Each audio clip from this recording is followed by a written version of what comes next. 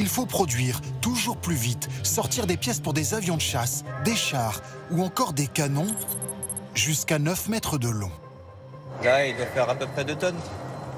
Un canon de 2 tonnes et un peu plus loin des tourelles de défense en phase de test. Ça, c'est une arme marine qui va sur un bateau. C'est une cadence approximative de 750 coups minutes. L'usine produit surtout les fameux canons César, utilisés par 16 pays.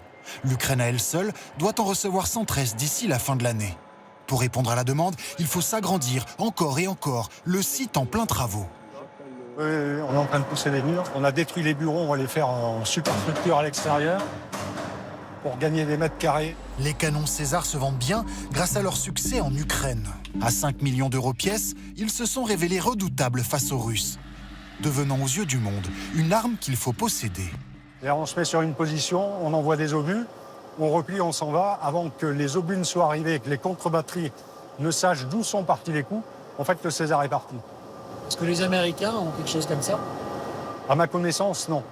Sans trop faire de bruit, la France est en fait devenue l'un des plus grands armuriers de la planète et même deuxième plus gros exportateur au monde derrière les États-Unis.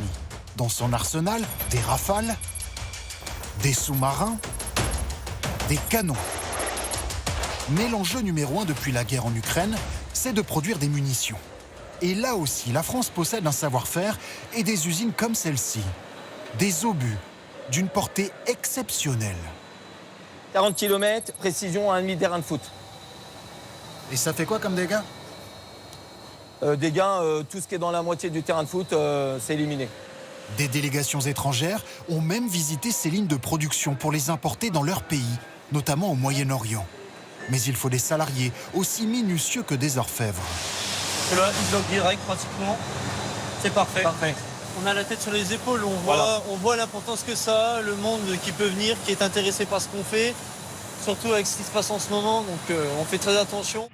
Dans certains domaines, la France est même l'un des rares pays à tenir tête aux Américains, comme les radars. Celui de Thales peut détecter un missile à 400 km à la ronde. Depuis la guerre en Ukraine, la production a triplé. On a des informations pour savoir quel est le vol, la vitesse, la position.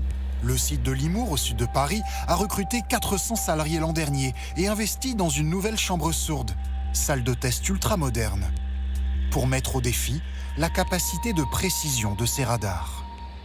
Désormais, on a 4 chambres de ce type-là. Aujourd'hui, Limours est le centre radar le plus important en Europe et probablement au monde, avec cette capacité unique. Mais si la France vend beaucoup d'armes, son armée n'en possède pas forcément pléthore.